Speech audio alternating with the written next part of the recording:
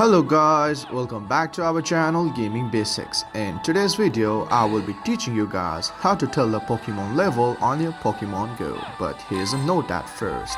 The Pokemon level is also known from the combat power on this game. So all you have to do is just check its combat power to know its level.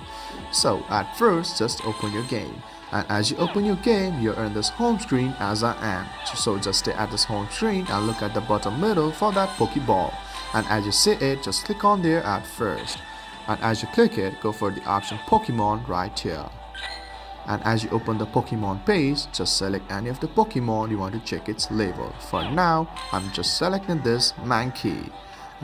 As you select it, you can see the CP right here, which is also known as the Pokemon level on this Pokemon Go game.